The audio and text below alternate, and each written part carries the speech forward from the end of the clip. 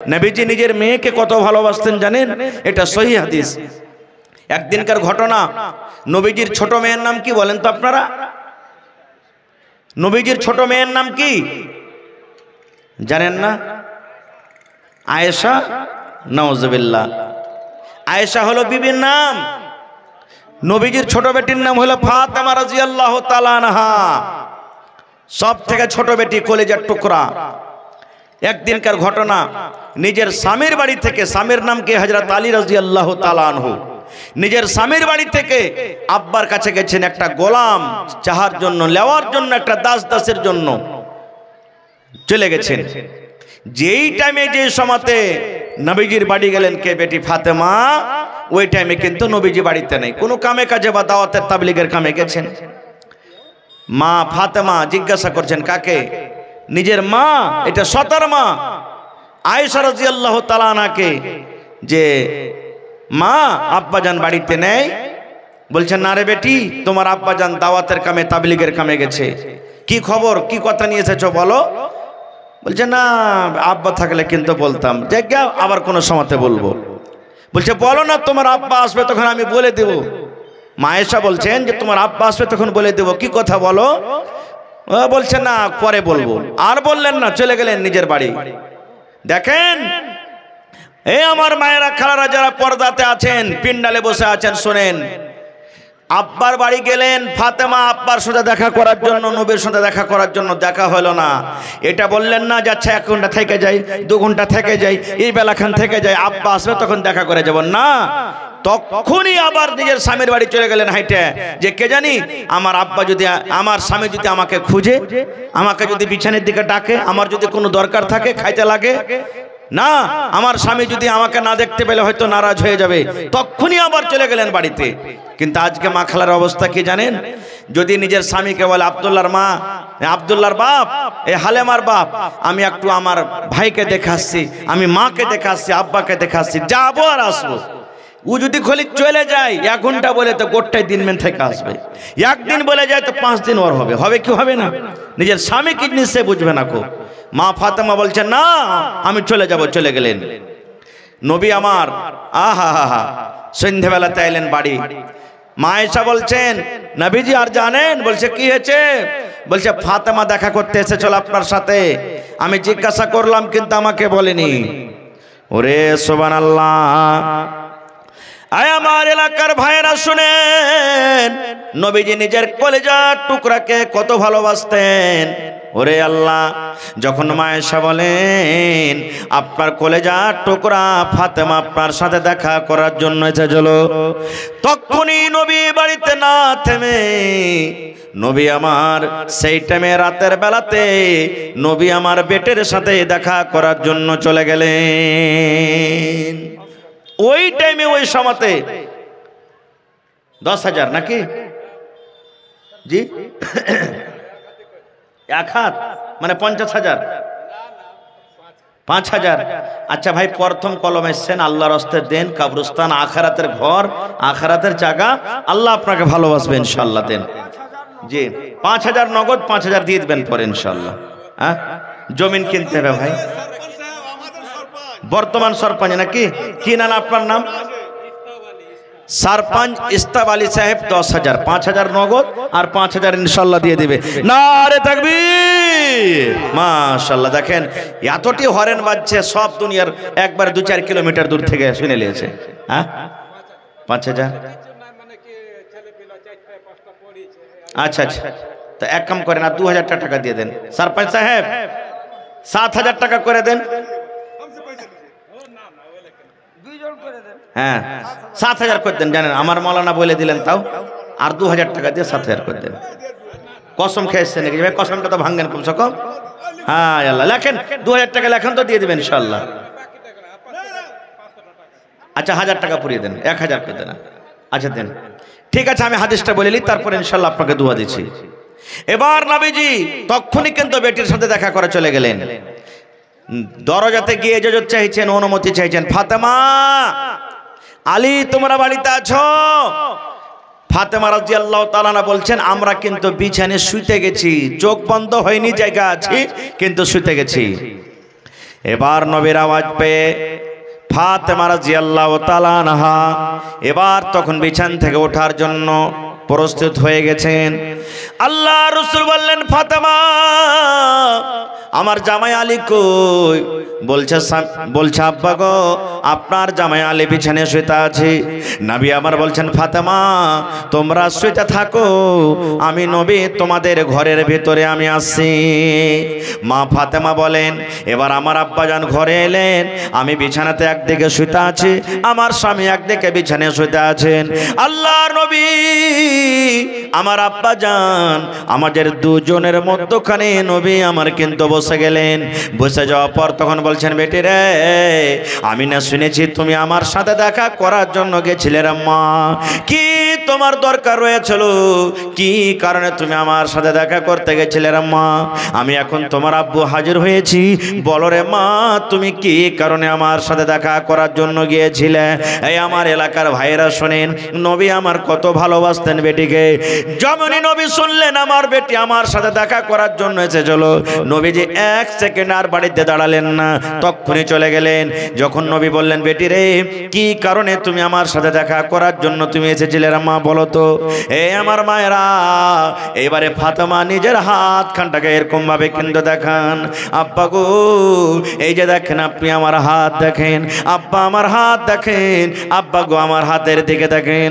আল্লাহর নবী যেমনই নিজের বেটির হাত দেখলেন, ওরে সুবহানাল্লাহ, হাতে কিন্তু বড় বড় বড় বড় ফোঁসা পড়ে গেছি, কত ফোঁসা সাদা হয়ে আছে, কত ফোঁসা কিন্তু গলে গলে গেছি, হাতটা রক্তে রক্তিত হয়ে আছে, লাহুলাহান হয়ে আছে, হাতে ফোঁসা পড়ে গেছে।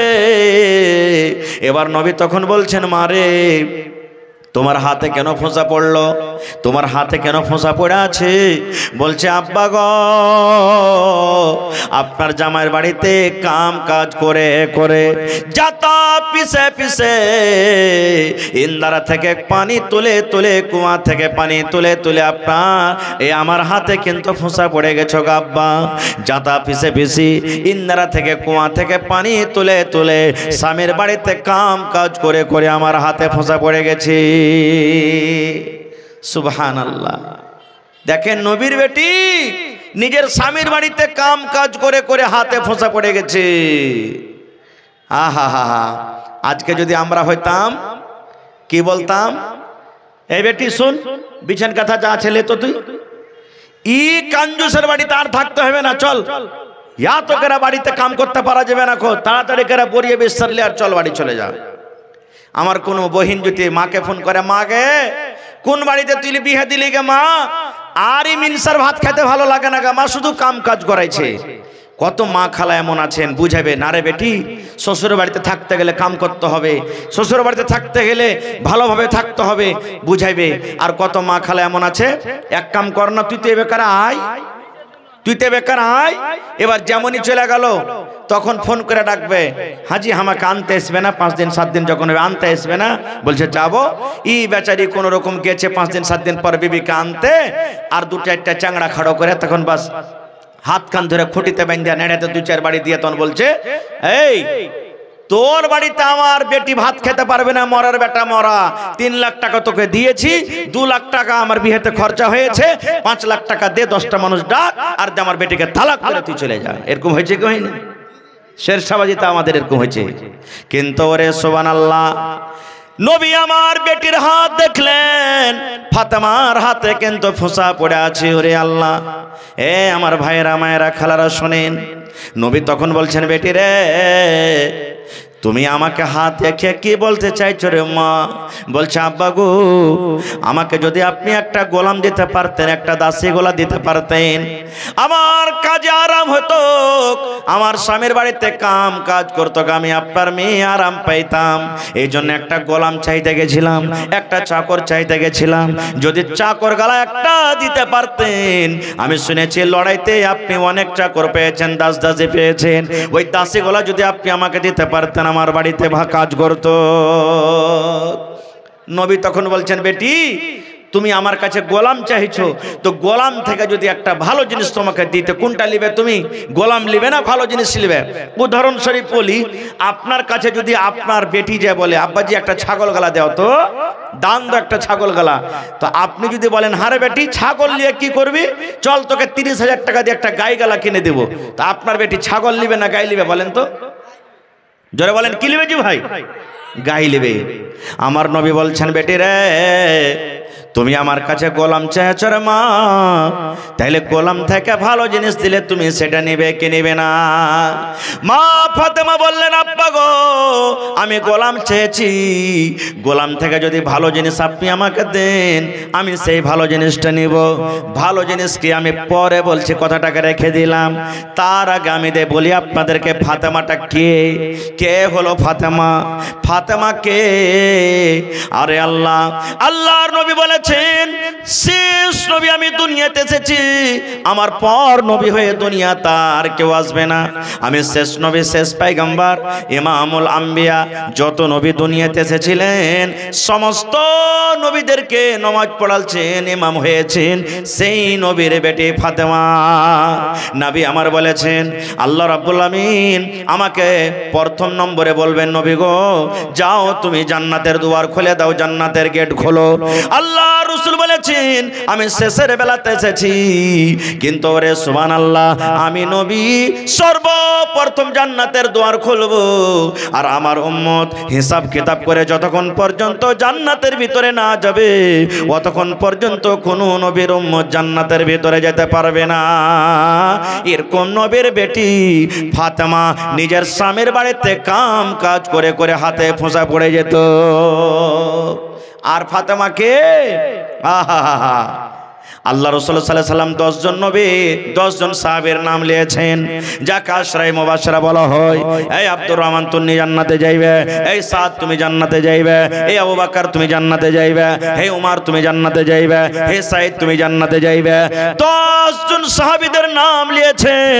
তার মধ্যে একজন সাহাবী ছিলেন কে? আলী রাদিয়াল্লাহু তাআলা আনহু। নবী আমার বলেছেন আলী তুমি জান্নাতে যাইবা।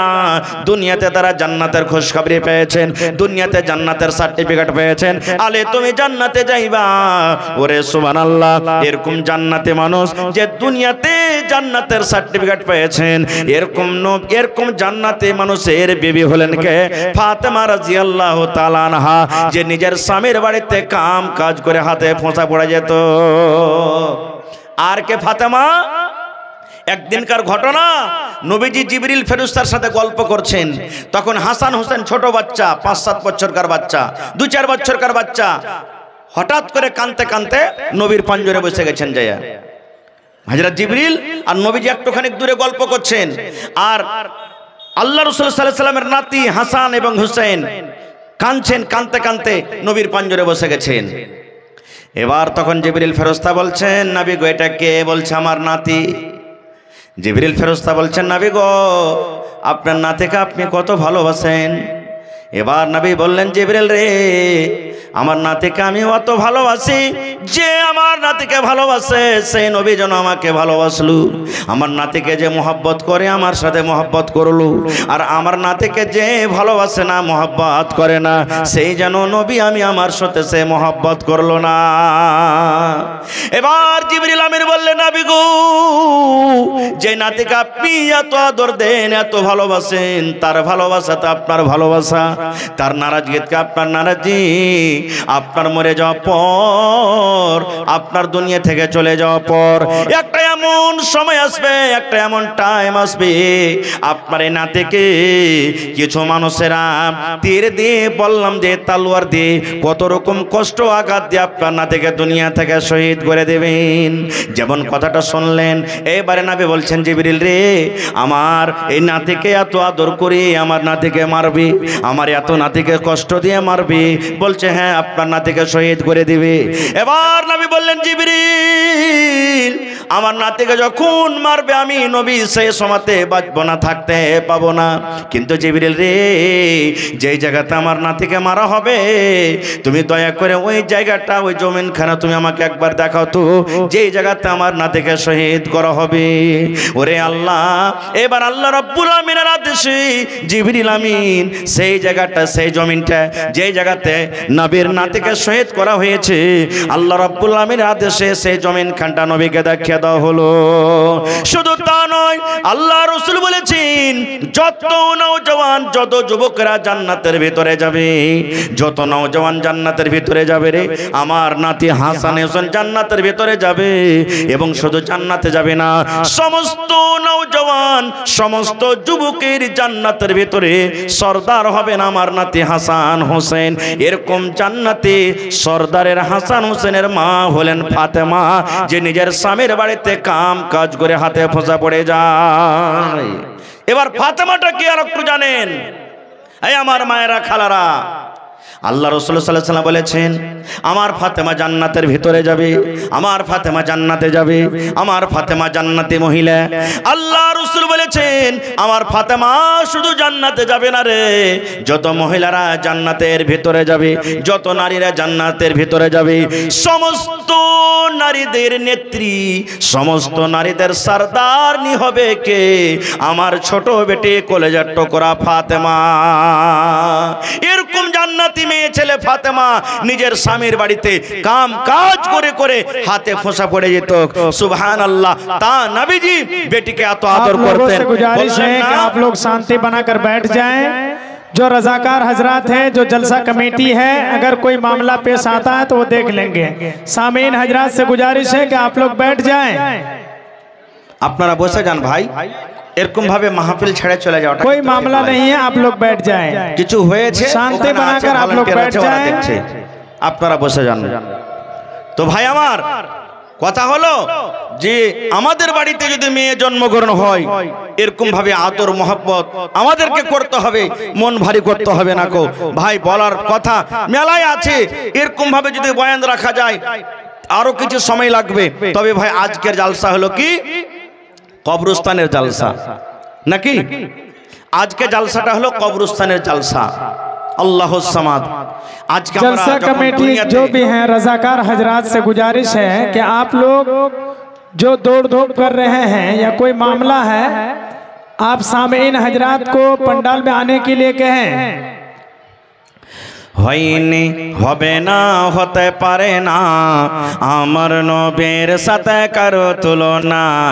হয়নি হবে না হতে পারে না, আমার নবীর সাথে কারো তুলনা। হায়রে তুলনা তো দূরের কথা, ছায়াও মিলে না। হয়নি হবে না হতে পারে না, আমার নবীর সাথে কারো তুলনা। হয়নি হবে না হতে পারে না, আমার নবীর সাথে কারো তুলনা। সকল নবী রাসূল ছিলেন খোদার দিবানা, দু নয়নে দেখব খোদা ছিল তামান্না। সকল নবী রাসূল ছিলেন আল্লাহর দিবানা, দু নয়নে দেখব আল্লাহ ছিল তামান্না। আরে মর নবীকে ডেকে নিলেন, আরে মর নবীকে ডেকে নিলেন দেখবে রব্বানা। হয়নি হবে না হতে পারে না, আমার নবীর সাথে কারো তুলনা। হয়নি হবে না হতে পারে না, আমার নবীর সাথে কারো তুলনা। ইউসুফকে দেখে যারা আঙ্গুল কেটেছে, তারা কি আমার নবীর রূপ দেখেছে? ইউসুফকে দেখে যারা আঙ্গুল কেটেছে, তারা কি আমার নবীর রূপ দেখেছে? আরে দেখতো যদি কেটে দিত, আরে দেখতো যদি কেটে দিত কলিজা খানা। হয়নি হবে না হতে পারে না, আমার নবীর সাথে কারো তুলনা। হয়নি হবে না হতে পারে না, আমার নবীর সাথে কারো তুলনা। নারে তাকবীর। ভাই আমার আজকে জালসাটা হলো কবরস্থানের জালসা। আজকে যখন আমরা বাড়িতে বানাই, 10 লাখ 15 লাখ 50 লাখ 1 কারোর টাকা আমরা খরচ করে বাড়ি বানাই, থাকবো কতদিন যার কোনো গ্যারান্টি নেই। 1 মাস থাকবো, 1 বছর থাকবো, 50 বছর থাকবো, 1 ঘন্টা থাকবো, কি পাবো না থাকতে কোনো গ্যারান্টি নেই। কিন্তু সুবহানাল্লাহ, কবর একটা এমন জায়গা, কিয়ামত পর্যন্ত সেই জায়গাতে আমাদেরকে সোজা থাকতে হবে, এমন দামি জায়গা। আজকে আমরা ঘর বাড়ি আমরা বানাইতে যাচ্ছি, কত টাকা খরচ হয়, সুবহানাল্লাহ। ভাইরে, আজকে আপনাদেরকে নিয়ে এখানকার এলাকার মানুষ, গ্রামের মানুষ একটা জালসার আয়োজন করেছে, যে শুনতে পেলাম জমিন কিছু পাওয়া গেছে, কবরস্থানের জমিন কিনতে হবে, টাকা লাগবে, যার কারণে আজকে জালসাটা লাগানো হয়েছে। এটা খুব দরকারের জিনিস। আল্লাহুস সামাদ, আমরা মুসলমান, আমরা যখন মরে যাব আমাদেরকে জানাজা পড়ে কবরে মাটিতে দফন করবে, আমাদেরকে কবরের ভিতরে থাকতে হবে। এই জন্য কবরস্থানের জালসা ভাই আমার 1 টাকা 2 টাকা 5 টাকা 10 টাকা যা পারবেন যে আমি আপনাদের কাছে নিব। তার আগে আমি একটা আবদার রাখছি, দেখি কোন আল্লাহর বান্দা আছেন যে কবরস্থানের জন্য 1 কাঠা 2 কাঠা জমিন কেউ দান করতে পারবেন। গত রাত্রে জালসা আমার শেখে মুহতারাম তাহিদ আলম সাহেব সালাফি হাফেজাহুল্লাহ, উনিও ছিলেন কালকে জালসাতে। আল্লাহুস সামাদ, এই মির্জাপুরে 7 কাঠা জমিন ওখানে দান হয়েছে, মসজিদের জালসা ছিল। আজকে দেখি যেখানে কবরস্থানের জমিন নেওয়া হবে, ওইখানে যদি কোনো ভাই পারেন, কারোর জমি থাকে তো 1 ডিসমিল হোক 1 কাঠা হোক জমিন আপনি সেখানে দিয়ে দিবেন। আর ওখানে আপনার যদি জমিন না আছে, মাঠে ময়দানে অন্য জায়গাতে আছে, তা 1 কাঠা জমির দাম বা আধ কাঠা জমির দাম যা হবে বা 1 ডিসমিল জমির দাম যা হবে, আপনি সেই জমিনটাকে কিনে আপনি ঈদগাহে কবরস্থানের জন্য আপনি দিয়ে দিবেন। তো দেখি কোন আল্লাহর বান্দা আছেন আজকে জালসাতে 1 কাঠা কিংবা 2 কাঠা কিংবা 1 ডিসমিল জমিন দান করতে পারবেন, কিংবা 50,000 টাকা একটা লোক দান করতে পারবেন। দেখি আল্লাহর কোন এমন বান্দা আছেন এই কবরস্থানের জমির জন্য 10,000 20,000 5,000 করে করে কতটি লোক দিতে পারবেন। কমিটির লোককে বলবো মা খালাদের পিন্ডালে চাদর দিয়ে আপনারা পাঠিয়ে দেন। মায়েরাকে বলবো, হে আমার মায়েরা, আজকে আপনাদের বয়ান আমি রাখলাম, আল্লাহ রাব্বুল আমিন আপনাদের মান সম্মান অত দিয়েছেন। মানুষেরা জুলুম অত্যাচার করছে করুক, সমাজ জুলুম অত্যাচার করছে করুক, এর হিসাব সমাজ কিয়ামতের দিন দিবে। কিন্তু আপনারা মনটা ভারী করিয়েন না, সমাজের কারণে ট্রেনের পাট্রিতে গিয়ে আপনাদেরকে জীবন দিতে হবে না, গলাতে দড়ি লাগিয়ে ফাঁসে দিতে হবে না, কো বিষের বোতল মুখে নিয়ে আপনাদেরকে বিষ খাইতে হবে না কো। এই জন্য মায়েরাকে বলবো, চাদর আপনাদের হয়তো পেন্ডালে ঘুরছে কিংবা যাচ্ছে, আপনারা চাদর ভর্তি করে করে এই আখিরাতের ঘর কবরস্থানের জন্য আপনারা দান দিয়ে পাঠাবেন। গলার হার দিবেন, নাকের নাকমণি দিবেন, পার পায়াল দিবেন, হাতের আংটি দিবেন, কাঁচা বদনা ছাগল বকরি যা আপনার জুড়বে আল্লাহর হস্তে সবাই কিন্তু আপনারা দিয়ে যাবেন। মেহেরবানি করে কেউ বাকি থাকবেন না আল্লাহর হস্তে। এবং যতটি ভাই সামনে আছেন, যারা রাস্তাতে আছেন, বাজারে আছেন, ওই সমস্ত ভাইরাকে বলবো আপনারা এদিক ওদিকে না থেকে 10 থেকে 15 মিনিটের মধ্যে চাঁদাটা দিয়ে দেন। কারণ আমার শাইখ এলান করে দিয়েছেন, আমার পরই আপনাদের সব থেকে প্রিয় বক্তা শেখ জার্জিস আলম সাহেব চতুর্বেদী হাফেজাহুল্লাহ, উনি আমার পরই একবারে খুবই তাড়াতাড়ি চলে আসবেন। তো আপনারা 10-15 মিনিটের মধ্যে আল্লাহর হস্তে নিজের নিজের দানটাকে কিন্তু একটু ভাই